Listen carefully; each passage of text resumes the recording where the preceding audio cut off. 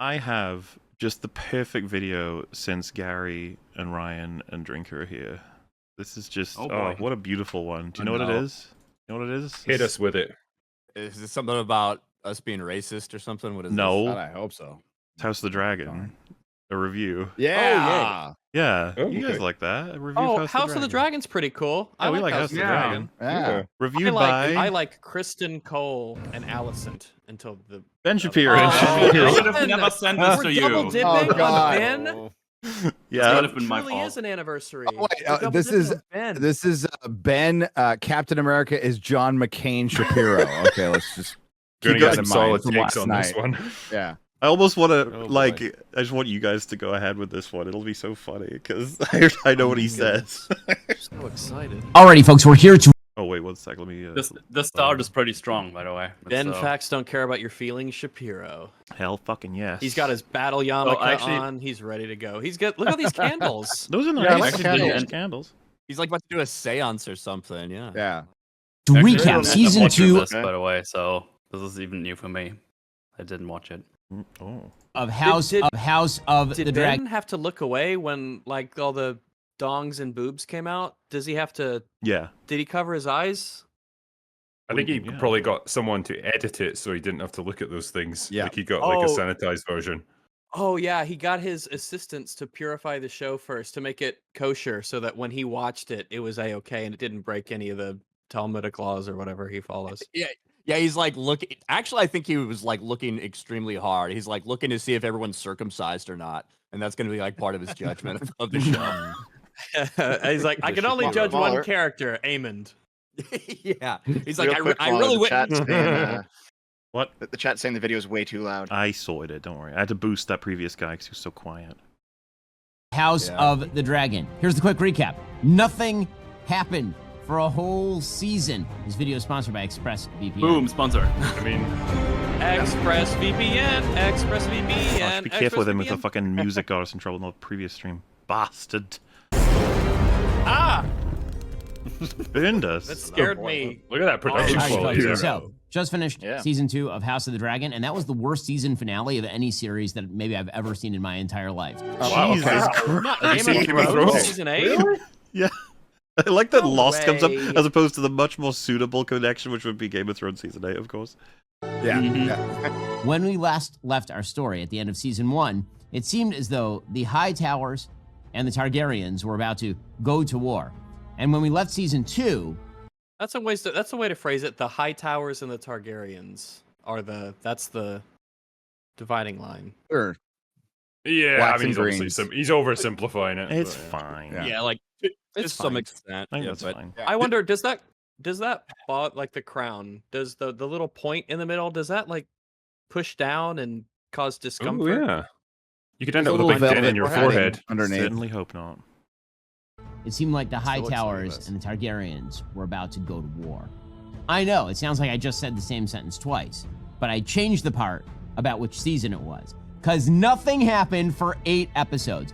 I'm sorry, it's the worst. Damn. There's basically one half of one good episode. So episode 4, there is something called the Battle of Rook's Rest, and it's about Motherfucker, do you have It's to use like the Something music? called Is it- the Battle of Rook's Rest. But it's like his measure for like things happening in a show is like the entire landscape Action. of the world changing. Yeah, like everything Oh, it's blowing up, action. armies Oh, no. destroying each other. It's like Yep. you understand that just 2 characters talking in a room can constitute a massive piece of plot development, right? Yes. Like it's not This is- defined by action.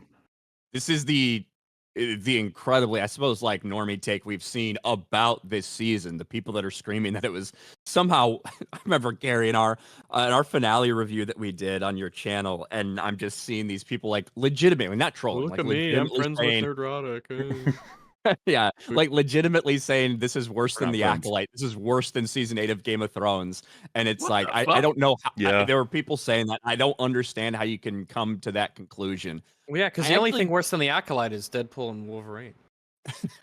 I actually do think that like the basic part of what he's saying with that opening, hey, it seemed like at the end of season 1 we were about to head to total war, and now at the end of season 2 it seems like we're at the end of total war. I do think you can like make some criticism about that, specifically the last scene of season 1 when they decide to show Rhaenyra. It looks like she's about to go kind of full Mad Queen or whatever. I do feel like now in retrospect, that doesn't kind of add up to then what we see for the next, I don't know, 6, 7, 8 episodes of season 2.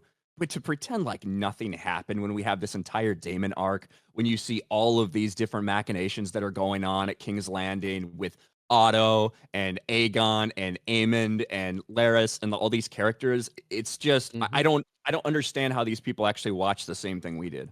And like on the conflict front of all of this, you know, they don't just immediately go into total war and just like smash a bunch of armies together. Like the two sides are trying to probe each other's weaknesses. They're in some cases they're trying to seek a diplomatic solution. The other houses throughout the Westeros are trying to decide which side they should come down on, and there's like little skirmishes breaking out here, there, and everywhere. There's stuff happening constantly. It's just not the big payoff, you know, set piece battles that you might be looking for, but that stuff is just superficial. If you've got a bunch of characters who all have their own arcs, who have their own objectives and are pursuing them and are actually doing things towards those ends, that's what you need in a story like this, and that's what you get. That's what it was. That's what Game of Thrones used to be, and then it fell into that trap once it passed the source material and just started making spectacle. And that's when it absolutely fell apart. But as you know, Ryan, you know this, everybody knows the ratings went up. So that's what they fell into, but they forgot what got them there and what it was before. And it's dialogue, it's intrigue, it's betrayal. It's a lot of time at court. Some of the best scenes in the season were sitting at the council and listening to them argue over and over again, watching people lose power, gain power. That's what it is. And the battle is supposed to be one episode per season, not 2 or 3. And you know, even if looking back at the Battle of the Bastards, what a ridiculous battle that was. It was freaking with like. Well, let's not even start about the second Battle of Winterfell against the freaking no. Yeah, there's things. There are things to criticize for this season. There are certain. Oh my God, Maseri like needs to die, like a slow death or a quick one just to get rid of her. And that last scene. But I mean, this isn't a good excuse, but the strike did affect it. They were told by HBO fucked them. So HBO told them to take off the last 2 episodes to save money, and they couldn't rewrite anything to lead up to an ending because of the strike.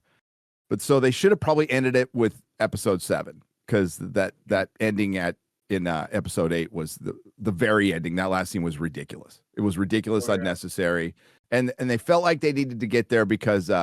I don't think I'm breaking any news here. Rhaenyra is not a good guy, and she's not a good guy. No, there's no good guys in this, and all these people rooting for team. God, I hope there's a bunch of idiots out there naming their daughters after Rhaenyra right now. I really do. I guarantee it. I think that legitimately the majority of people who by the end were watching Game of Thrones season 8, I actually think the majority of the Game of Thrones viewing audience probably binged the first couple seasons over a weekend to then become a part of something big, something part of Game of Thrones. So I actually do think there's like a massive disconnect from a lot of these people who didn't watch these seasons as they released and instead just binged it to get up to season 4 or season 5 or whatever to be part of this big thing that was going on. And they have no true understanding of how the first couple seasons of Game of Thrones actually felt. I think you're probably correct. I think it attracted a lot of normies towards the end who were entranced by the spectacle of it, and then once that was over, they just moved on and they didn't care. No, and I mean, if you've read the books, there's a lot more of this. There's a lot more of setting things up. There's entire chapters of Tyrion just being drunk. But they're good because the dialogue's good. It's setting things up. It's world building. You're getting to know Tyrion a little more. Tyrion, the villain, by the way, who's a villain. Yeah. So it's spectacle versus storytelling. But at the end with that tease, though, I can understand why people were pissed. I can completely understand why people, because they just put a big trailer at the end. Oh yeah. And you know, so they were caught in a rock in a hard place, and now that you have to wait 2 fucking years. That's the thing, dude. Yeah, it's going to hurt their momentum because it feels like the show doesn't have a huge amount of like popular momentum to it. Like, don't get me wrong, it's definitely got an audience that really appreciates it, but it feels like it's so much smaller than what Game of Thrones had. And it is Even lucky. Yeah. It's even lucky in the it's got early what it seasons, did. yeah. I mean, it's lucky that it's really good. Like, I honestly expected nothing from it when they first announced it. So it's been way better than I ever thought it would be. But it just definitely doesn't seem to have that cultural impact that Game of Thrones had. No, I don't think it ever will no either. way. That's really hard to recover. They had something huge and they fumbled it. I don't know if any show is going to have that anymore because there's so many shows and the way they're watched now. I just don't think we'll get that. If we do, it'll be rare, really rare. Yeah, like appointment viewing, right? When everyone is sitting down at the same time, kind of everywhere, watching the same thing, as opposed to, I think I'll go to bed early, maybe I'll catch it in the morning on this streaming service. Things are just so different now, and I don't know if we're ever going to really get back to that. We kind of got that with the Acolyte in the wrong way. Though. It did bring us together in some ways. Brought us together, yeah. Family would gather by the TV. Have a Dad few would laughs. get home from work from the mines, and he'd sit down in his chair. Streaming Minds, Rags, the Streaming Minds. The chocolate mines. 20 minutes of awesome, and that's kind of it. The rest of the season is comprised of various attempts to assassinate the others. Right? Oh, isn't that good? Okay. Here's an overview. So Rhaenyra doesn't want to do anything for the entire season. So let me just go through real fast what happens to each of these characters during this season and why it makes no sense. Damon takes his dragon, runs away from Rhaenyra because he thinks she's a pansy, runs over to Harrenhal, sits there for an entire season, and gets high and has weird dreams, and then bends the knee to Rhaenyra. That's his entire season. Come on, dude. Lame. Your perspective is boring. Yeah, read a book. Oh yeah, that where's the isn't lie? Bible, I guess. Yeah, it's like, through that one sentence that he's trying to sum it up in, Damon has his entire worldview flipped on its head, and he's forced to confront everything that he's been running away from his entire life. And we get to see it. It does, take several episodes to play out. We get kind of breadcrumbed through the thing. But, if Damon had just gone there to Harrenhal and immediately got that vision, he would have rejected it. He wouldn't have given two shits about that vision he saw at the end because he wouldn't have been receptive to that. That's not how his mind works. But it's everything that he went through, combined with the real life struggles that he was going through with the Riverlands folk and everything. I thought Damon's arc was awesome. Oh yeah, What do you think He's such an turned it interesting around? character, and like there's so many conflicting motivations for Damon. He's a guy who was spurned from leadership initially. Like, his brother got the throne when he perhaps felt more entitled to it. Rhaenyra then takes it. He's a man who's fiercely loyal to her, but also has his own personal ambitions. He's trying to prove himself. Like, he's trying to prove himself as a commander, as a king potentially. But also struggling with his failures and his flaws as a person. And there's just a lot going on with him. And to boil his arc down to something as simple as that, like, he goes to a place and gets high and then feels weird and then bends the knee to Rhaenyra. It's just such a superficial recounting of events rather than the subtext behind it. I mean, his experiences, I doubt, would be described like like Luke in Empire. That probably wouldn't be described the same way, would it? When he goes into the cave, I think most people would have a lot to say about what that scene means because they'd give a lot more deference to something like Empire, but they're not doing it for the Harrenhal sequences for some reason. Doesn't seem fair to me. Spends Because the there was entire no time dragons blowing up things. Oh, I was gonna say Luke didn't fuck his mom in that tree, so maybe being angsty about whether to go to war with the Hightowers, who literally have killed her child, which makes no sense. Jacaerys Valerian, who is her kid. Wait, that was his summary for Rhaenyra? That was it? Oh, that was it. It makes no sense she didn't go to war with That's the his people who killed entire her kid. season. Rhaenyra spends the entire time being angsty about whether to go to war with the Hightowers, who literally have killed her child, which makes no sense. Jacaerys... Well, one of them did. Yeah, and she really wants Aemon dead. Yeah, and what undercuts it obviously is that Damon takes action in it, which, by the way, I think would be more believable had Jacaerys been mentioned in the Alicent Rhaenyra scene at the end of the season. Oh, yeah. Should have. It was missing for some reason. Yeah. But that definitely undercut her vengeance arc. having one of the baby sons killed. It was like, oh fuck. Yeah, Valerian. And plus, who is- yeah, like this is a story of people trying to show restraint despite their declining influence and control over the people under them. You know, these people like Rhaenyra are trying to find a better solution, even though as flawed people as they are. Like they do not have full control over all of the lords and the armies and all the individuals underneath them, and they're gradually, yeah, all of this stuff gradually undermines their ability to get a peaceful resolution here. They're That's looking good. at That's good storytelling. Like they don't just immediately want to go to war because Yeah, going to war is really bad and thousands It's of really people are gonna bad. die. And what's factored in is the small folk. They pepper that in throughout the entire first 2 seasons. Like, we can't just go to war because we'll lose the small folk. If we lose the small folk, we're all dead. Yep. We're all dead. And like going to war, total war with dragons. If we use ours, our opponents will use theirs, and then the entire kingdom burns to the ground. Yeah. Yeah, and, So, the yeah, people, yeah, the like- people who have a small sense of that, like Kristen Cole, you can see he's still got like PTSD from seeing that battle and Yeah. everything that happened, right? Like that, it is not fun when dragons fight. At least not. Yeah, because for most people, everybody else. because most people haven't seen it happen in this world. There hasn't been any out war for a long time. There's a long peace with Jaehaerys and Viserys. is her kid So yeah, pretty is horrifying. a complete waste of space. He sits there being Wow. incredibly whiny. Whoa. Rhaenys, Oh, we're done with that. Oh, All right. Well, I mean, look at what we did with Rhaenyra, and she was like a super important. We didn't mention the primary dragon character, and we seeds, got or like the us- plan to, sway the power balance and how that's going to screw up. You know, just like, all right, well, because we only got like Do you think 10 he'll minutes. speak positively to any of the characters?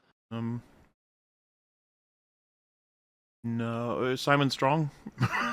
Maybe that'll be. Oh, his favorite. he'd better. He'd He'd better. better. who might have been the only decent leader in all of this, decides to ride a dragon to get killed for, again, no reason you can discern. Aegon, I mean, I love how, like, because I actually think there's like plenty of room for criticism for Rhaenys, like kind of in general. yeah, Yeah, sure. I didn't love her as a character. The fact that she is viewed by Ben as the best, most positive character so far is kind of funny. It's when he says she decides to expected ride a it. dragon and I'd get say it's killed on for brand. no reason. It's like she was specifically ordered to go do it. Like, what do you want? Well, and if you kill Vhagar, you win the war for the Black Sword. And also, no one knew it was a trap, right? They were going there to ambush them when they were trying to take Rook's Rest. Kristen Cole laid this trap for them. And Rhaenyra wanted to show everybody that, hey, I'm not just sitting here avoiding this stuff. Let's go protect Rook's Rest. And Kristen Cole laid up a really fine trap that he didn't know that Yep. Aegon was going to also run into. And she had it weighing on her, which we felt was decent repairing, but not full. That it had been held over her that she fucked up in episode 9, right? And this is almost her, Yep. like trying to correct that mistake. does nothing the entire season except be a Wait. drunken sot. Aemon, who's the only person. Wow. Wait, Whoa. Aegon does nothing in the whole season. Aegon's like, he's That- top tier, man. And Like, this is good Aegon's one of shit. the most dynamic characters in the season. Yep.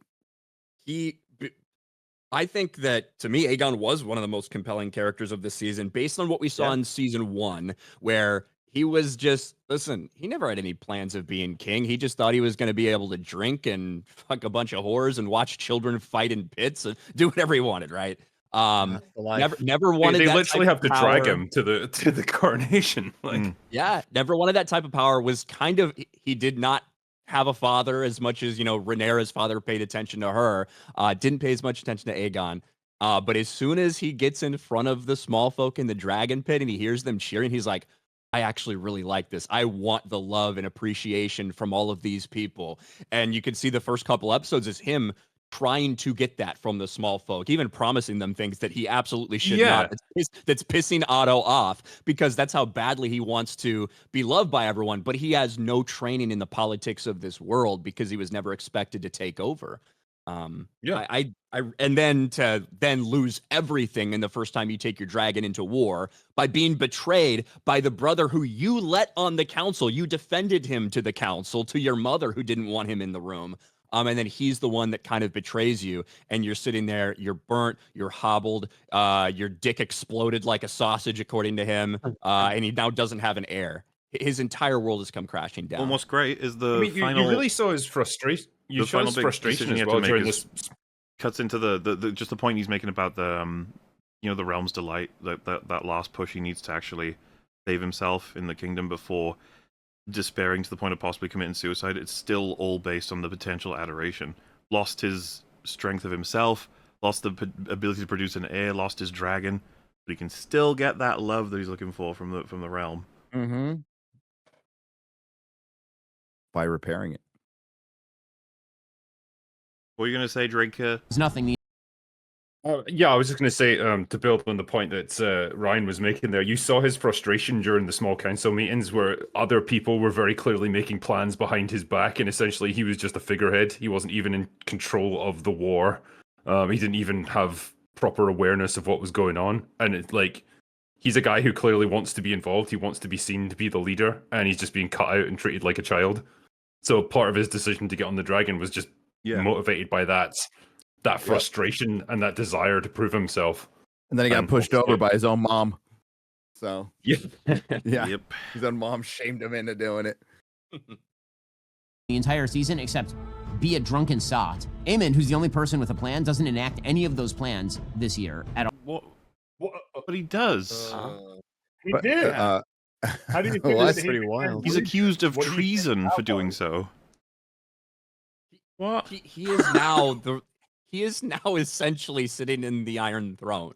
Yes. He is the regent right now. He is taken over. What do you mean? Yeah. At all. Helaena suddenly is like warging or something, and there was no hint that she was going to do any of that. Oh no! She's a dreamer. There's been There was no hint. no hints That's throughout the literally- entirety of season on. 1. In the beginning of this one, when she's We knew there was something predicting going blood on. and cheese. And, Oh, yeah.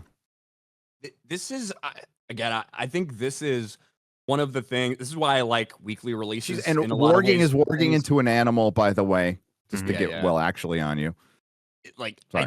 I think that this is one of those things that happens, and why I like weekly release. I prefer it to binge because it gives you more time to sit there and actually think about what happened, as opposed to this comes off as somebody who really doesn't understand it at all, but also somebody who watched the entire season in a day. That's how this comes off. This review from them. I think you're right. Yeah. She also seems bizarrely undisturbed by watching one of her children beheaded.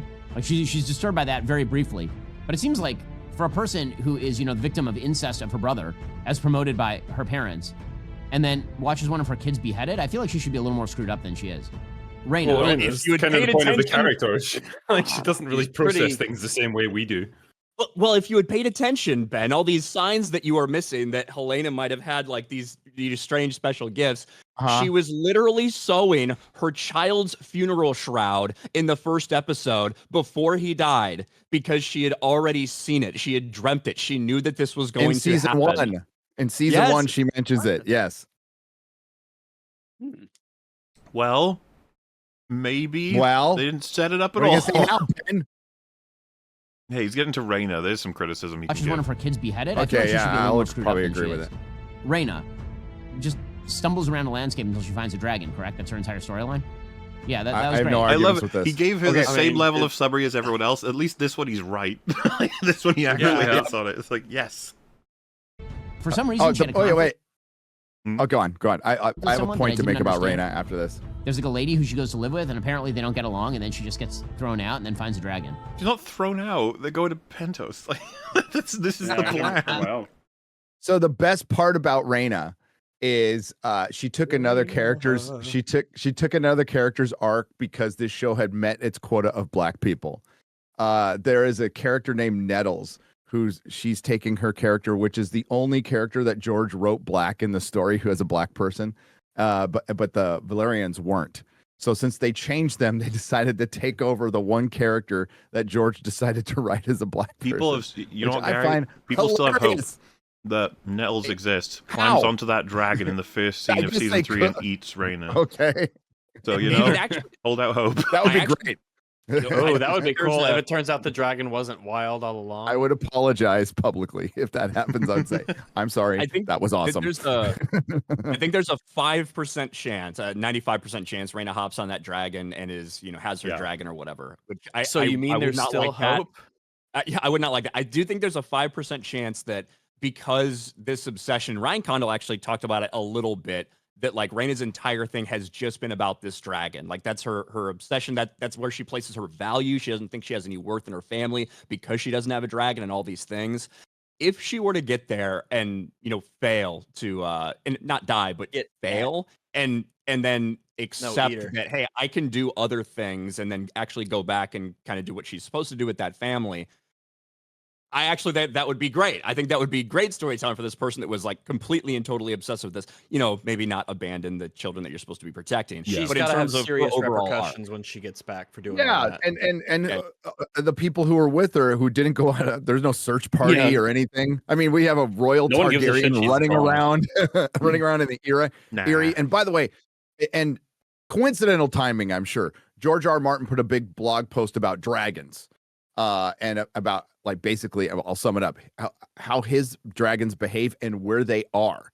They're not creatures that just fly around everywhere. They mainly stay on Dragonstone. Of course, they're in the Dragon Pit in King's Landing too, but they're not all over the world. They like to be near volcanoes, and I think they're in the Dragon Pit just because they're with their riders, but they would prefer to be on Dragonstone. They're not in the Eyrie hanging out.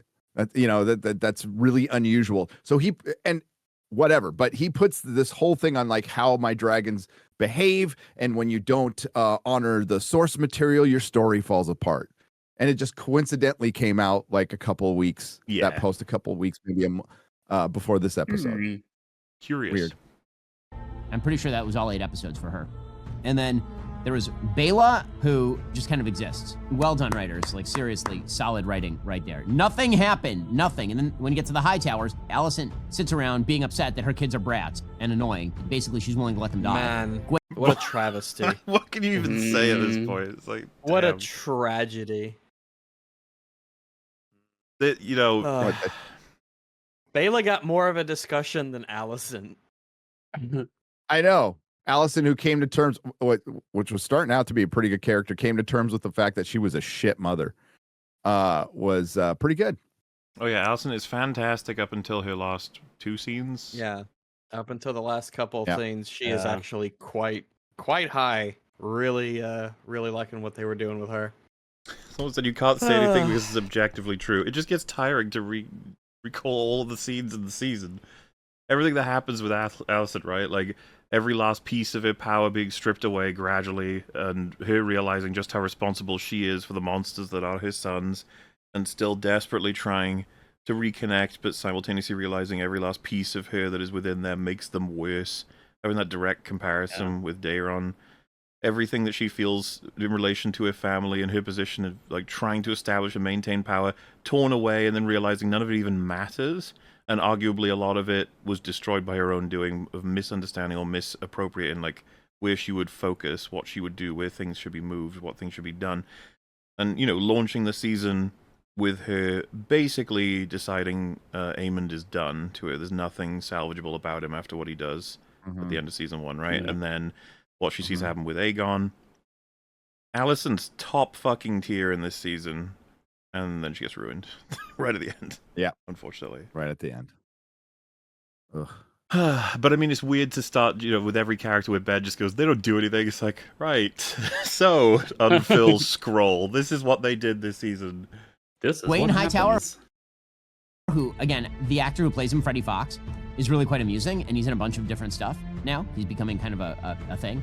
Basically, his entire role is just to follow around Kristen Cole and say snarky things sometimes. And Kristen Cole, his entire job is to shoot up at Alicent and be really good at battle, but have no actual plan to be a nihilist. So, just...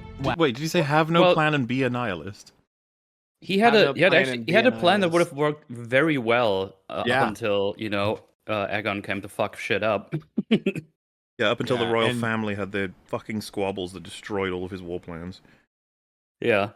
And I feel like it also forgets the entire first couple episodes where you see Kristen Cole feel responsible for the assassination of Jaehaerys, which he rightfully should, because he was fucking Alicent instead of being on watch like he should have been.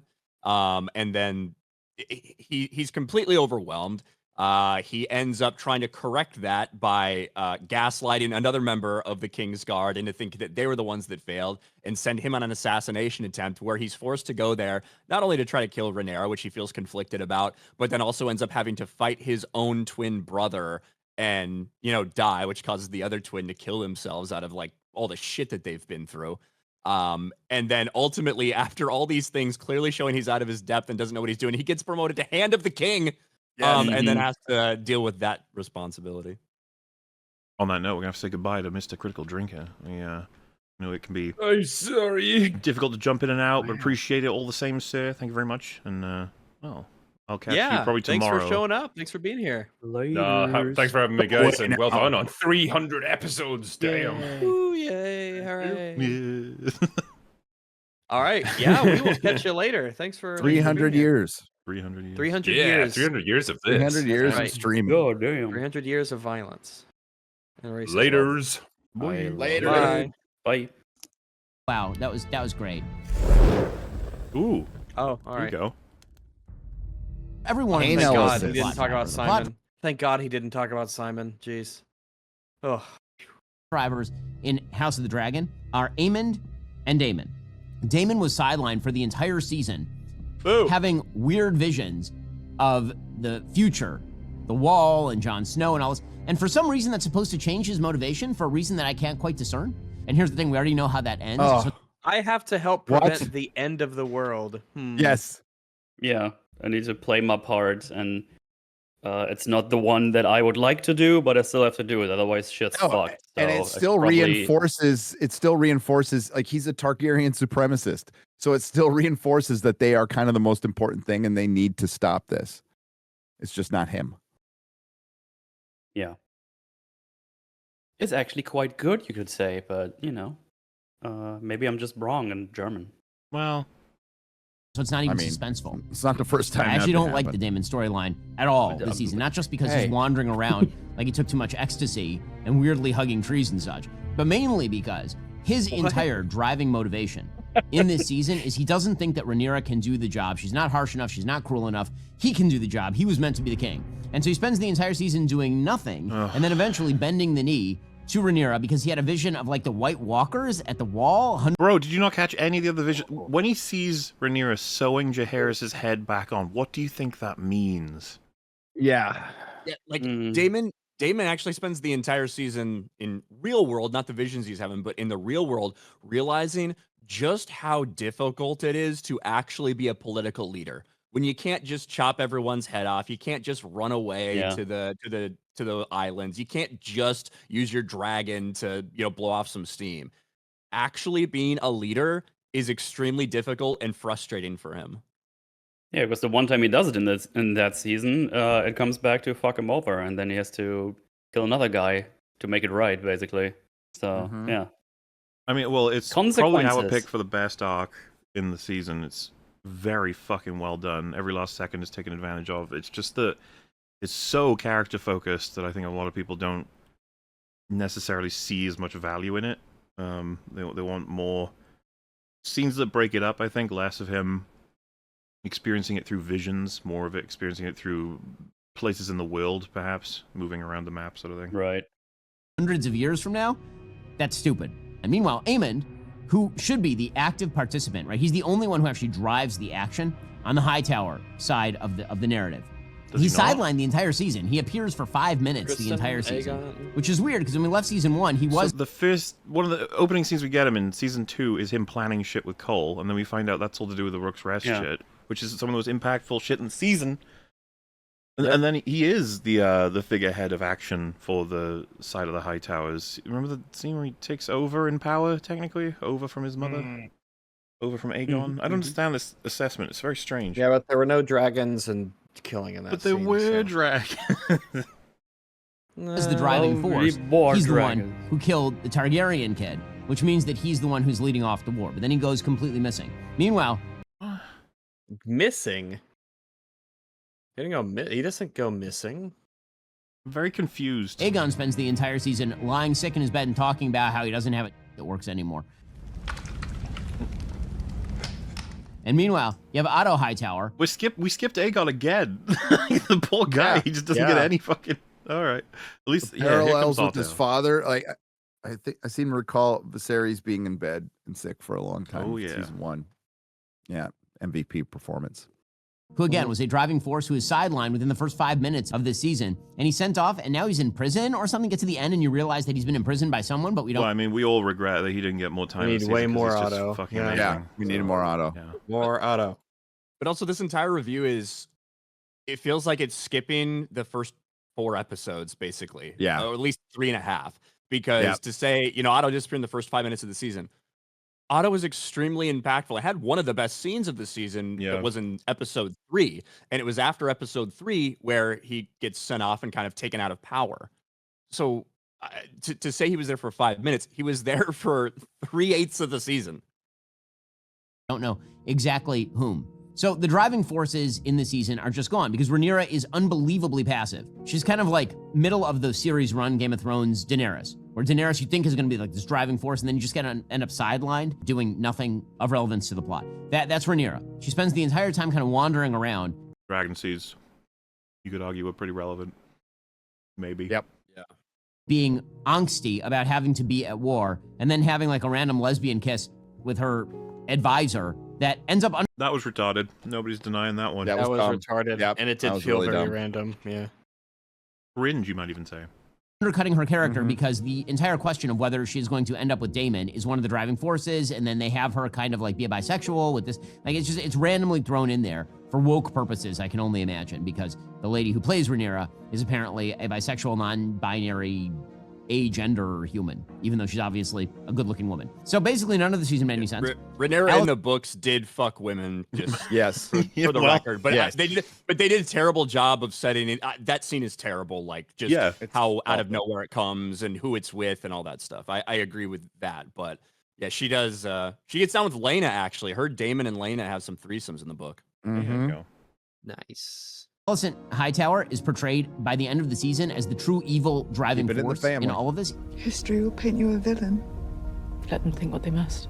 Even though in the actual plot line, she's much more responsible than Rhaenyra. She's the only person who sees any attention to duty. She's forced into this whole situation Except motherhood. by Okay, wait a minute. Yeah, like I thought we just made a whole point about how Rhaenyra's, not moving fast with the war shit, but Alicent's the more responsible one. Why? Because she does her duty, which has been shown to be obviously like is falling apart at this point. Yeah, it was really responsible fucking a Kingsguard while your grandson getting killed. her dad. She's a victim in all of this, and suddenly she is the person who's the evil person, while Rhaenyra, It's just she's had plenty of years to take plenty of actions. I think she's a big girl, and even she recognizes she's made some mistakes. A lot of mistakes. who has spent the entire series basically being wildly irresponsible, is suddenly the responsible force, which I didn't see point at all. out- You get to that I last just scene want to point out, hot grandma, by the way. Yeah, that's So, Sure. where Alicent meets with Rhaenyra and basically says she's willing to sacrifice even her own kids so she can be free of this whole burden. And Rhaenyra is really terrible to her. I mean, really, really unkind and nasty to her, even though we should remember that it was Rhaenyra's side that actually killed her grandbaby, like as a baby. This is a good point. It's a good one. Bringing up Jaehaerys during that conversation is it's a huge problem that the writers obviously avoided because it would have fucked everything up. The end of season Well, one. the where- difference between the conversation they had in front of the candles and the conversation they had at the end, and I hope that this is where the writers are going with this, is yes. Rhaenyra was very willing to do anything possible to come to this ceasefire, to have Alicent do anything that was possible for her to do anything, until she feels like, oh, well, I'm actually destined to do this. The gods are in my favor. Yep. Look at what's happening with these dragon seeds. And then after that, now that she has that, the idea that it truly is just, it's going to be her no matter what, that this is going to end in, this is what I'm supposed to do, then she's very reluctant to do any of these things, and she's holding it over Alicent's head, which I think is supposed to show a, where Rhaenyra is headed in this arc. Yes. Rhaenyra's kid ends up being killed by Aemon, who's riding the giant dragon, and it's kind of accidental, sort of. The thing that you can say, at least for that, is that Rhaenyra had made her son into a military figure, right? He's a pawn on the chessboard. He's actually being sent to a place to recruit people, and Aemond is there also. So they're actually at war at that point. Rhaenyra's side, under Damon, actually deploys like a murderer to go behead a baby. I don't know. I'm not sure that Rhaenyra has the upper hand. I agree with him completely on this, and I wish it fucking came up in that final conversation, but it doesn't. Yep. Ridiculous. We'll get to more of that horrible show in just 1 second. First, let there be no... Okay, calm down. Fucking horrible show. Even from his assessment, it just seems to be a boring show. No, all the characters are bad and nothing happens. But even then, horrible. Wasting Ben's time. Listen, time is money. Actually, to be fair, that is an argument a lot of people make. If you bore me, that's like worse than being shit. But for me, I don't know. Like, I'll take a boring season over a season 8 of Game of Thrones, right, where they just kill everybody, more assassinate them. I mean, you know what I mean?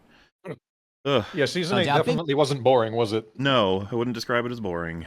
Tech and the far left have joined forces to purge America of conservative views. Everyone right of center is now getting evicted from the legacy media.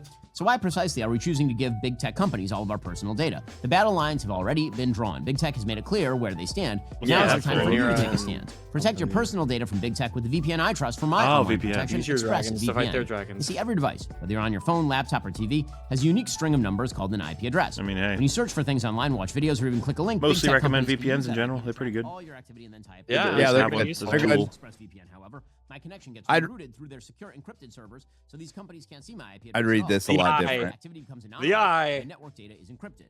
I mean, most VPN ads the same. it's you know. Let the Eye of Sauron look at your connection and determine if it's okay instead. Just download that app on your phone. Blah blah blah blah blah. Now you are magically protected. Scan the QR Magic. code on the screen. It is magic. Visit the link in the description or visit expressvpn.com/BenYT. That's EXPRESSVPN.com/BenYT. Bennett. 3 extra months for free. BenYT. ExpressVPN.com/BenYT right now to learn more. The main problem. The main problems. Okay. The biggest problem with the series, of course, is that none of these characters are particularly likable. They've turned Alicent from somebody sympathetic into somebody who's... It's interesting because I heard that criticism for season 1. Yeah, but now they're really unlikable. Well, Viserys died, and then it was like, well, now there's definitely nobody. It's like, all right. It's because to me, all of season 1 is Alicent thinking that she is the one that is doing her duty. She's one of the only people in the world that's actually doing like the right thing, right? Where Rhaenyra's fucking everybody, causing a bunch of problems when it comes to secession, all these things.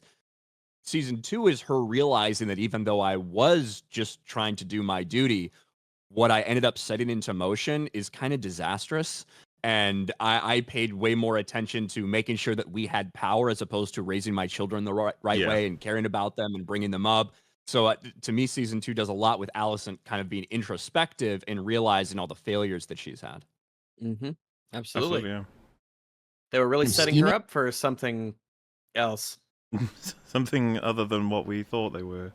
But scheming for no reason, because she's scheming on behalf of terrible family members. Aegon is a loser. Aemond wants to have power. Man, what? Oh, okay. Like, he just hates Aegon. Aegon's a loser. This, like, okay.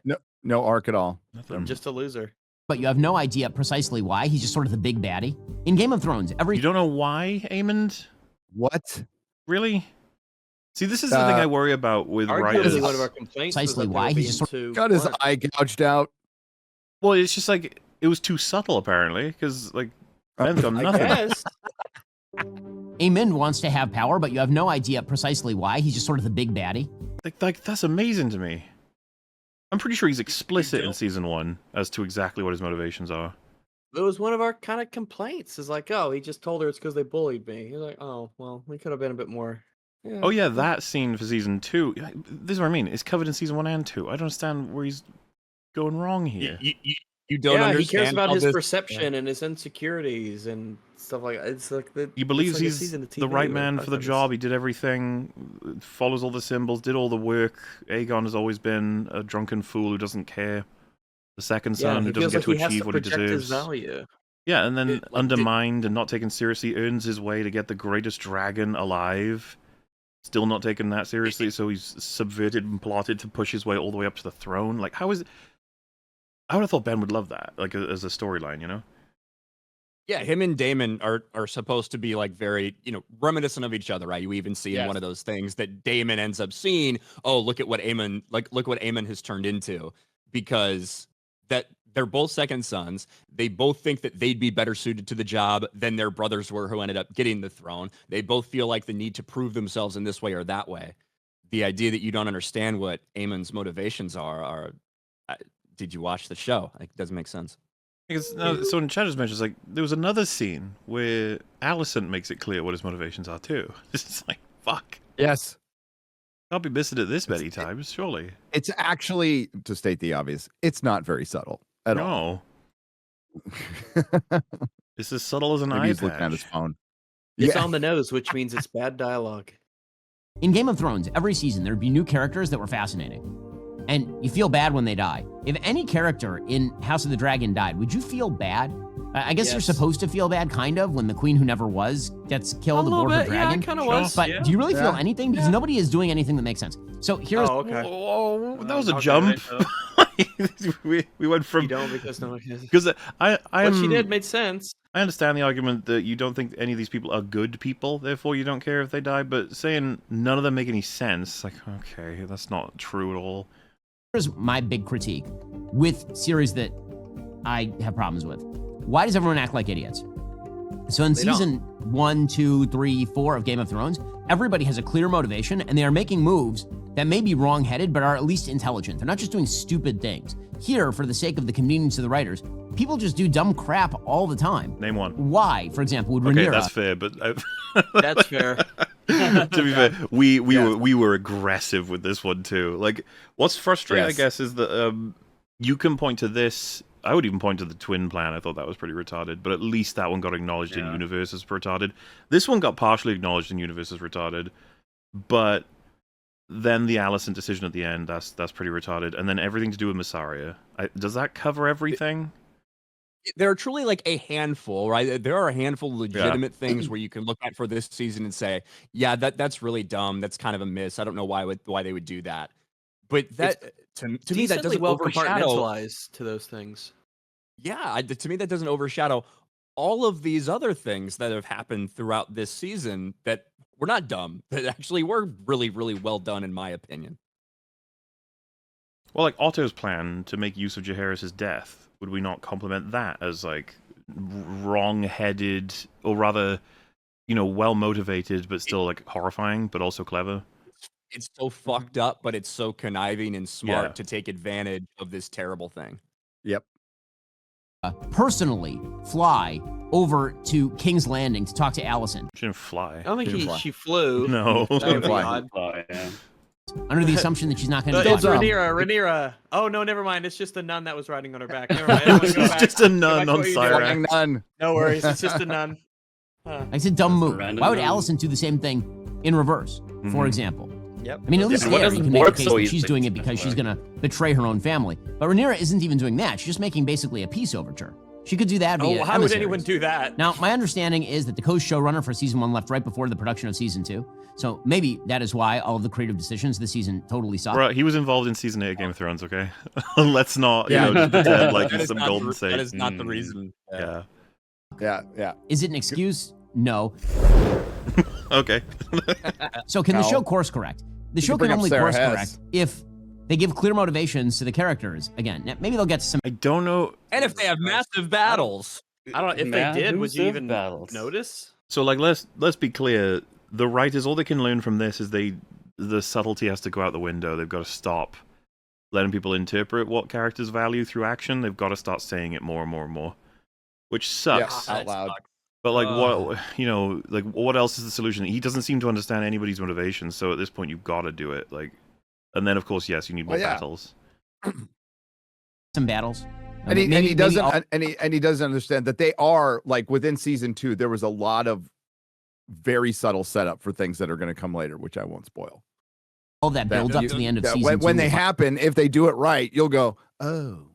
yeah, the first 2 episodes of next season are going to be very telling on if they get a payoff for what they set up. Yep. finally emerge in some sort of battle, or maybe they'll just talk it out for another season like this.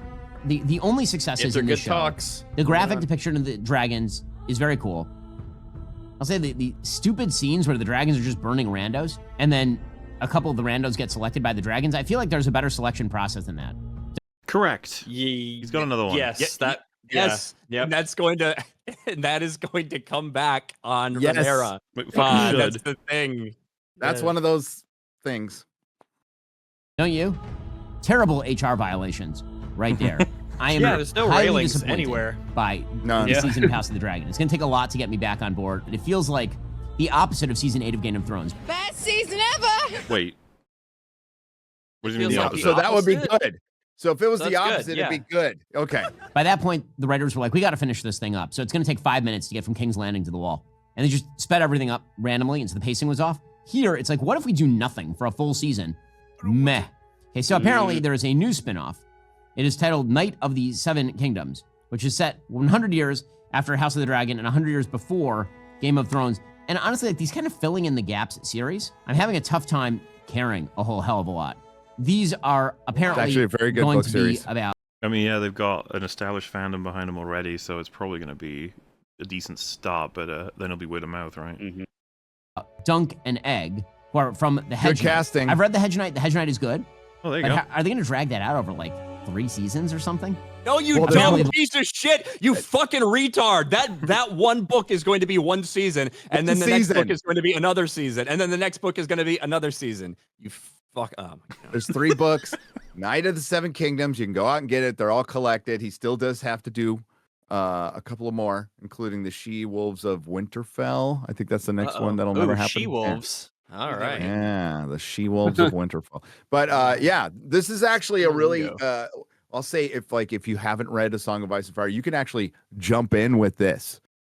That like if you didn't want to just go into Game of Thrones, because this is like just it's a smaller story. It kind of takes place in more confined locations with civil wars going on in the back, the Blackfire rebellions going on in the background, and they're very good. Like The logline for the series is a century before the events of Game of Thrones. 2 unlikely heroes wandered Westeros. A young, naive, but courageous knight, Sir Duncan the Tall, and his diminutive squire Egg, who is Aegon, by the way. I understood that reference. Set in an age when the Targaryen line still holds the Iron Throne, and the memory of the last dragon has not yet passed from living memory, great destinies, powerful foes, dangerous exploits all await those improbable and incomparable friends. Okay, maybe. Well, all right, it's nearly got him. It's getting there. Hey, all right. Tempting It him. gets the official seal Ooh. of maybe from The official Benjamin seal of maybe. Shapiro. Not bad. I guess. But I'm not sure how many times you can go back to the well on this one. You're not adding to the universe, really. You're just filling in gaps in the timeline. Part of the You're problem. not okay. adding to the Oh, universe. what? You're You're not. not adding to the universe. You're so, just filling in the gaps. Didn't he say he liked the That's a- book? Yes. I don't understand. Then I don't know And it- why you wouldn't. Why wouldn't and you it- want the show of it then? And it does add. Well, Maybe just think It it's only just gonna adds be if the it's whole. the bookends. Mm. I don't know, man. That was odd. Here also is that Game of Thrones is a wide variety of families who are fighting for the throne. And here you just have 2, and they kind of know each other, and all the characters are stagnant, and nothing is happening, and they made one of them good and one of them bad. Saying that. I I mean, mean, No, they're they're both obviously bad, not so- stagnant. I don't even Yeah, know why I- that's been said that they're stagnant. That's obviously Yeah. not the case. That hasn't even been proven. overall verdict. I don't know, man. Hopefully season 3 will We be know better. you don't know. You'll have to let me know, because I'm not Okay. watching the first few episodes unless it improves. No, you're just gonna wait until Good. they're all That's a out and then verdict? binge How them. do you- I don't know. I'm Yeah, not who's gonna you watch You it. enjoyed Yeah. that Until it recap. improves. He'll watch them in one afternoon, and he'll speed them up, and he won't really pay attention. Yeah. And then he'll make a review that's terrible. House of Dragon season 2 better than I enjoyed the show House of Dragon season 2. No, we're not gonna play the rest of the fucking music. It's too loud. Wah, wah, Gonna get us in wah, trouble. wah, wah, wah. Well. I Oh, like the absence of arguments for the There's most been a part. theme That was today of really fun. political YouTubers covering media and the horrors of that. It's there's something that well happens. done. There's something that happens. It's something in the brain. we shout High Top at the beginning of this, but you know what? At least he knows what he's watching. Like he can recognize what it's from and stuff. That's neat. Yes. It's Good frustrating job. because like I don't think this is not just only Ben Shapiro thinks this way about this. I actually think there's a No. lot of people Yep. that are watching this and interpreting it like nothing happened, which is kind of scary because it is one of the few prominent shows out there that I do think is willing to take its time and have some subtlety and have these characters with these conflicting motivations that you get to see evolve over time and go through go through different things to change their experiences. And if you're the showrunners for this or whatever, and you're seeing this, you're like, well, I guess we just have to kind of dumb it down, and just put more fight scenes, even if they're meaningless. That would probably be what the feedback is for them. It's a great example of that video was going around on Twitter yesterday. That's what I'm thinking. It was Trey Parker. And Matt Stone talking classic. about storytelling. It's a great example of not getting spoon-fed storytelling, which is and then it's something happens and therefore this happens. Something happens, but this happens, and that's what they explain. That's the difference. That's the difference. It's consequence. Each things have consequence. Yeah, if you can't connect this decision with this result with $150 million, then you're doing something wrong.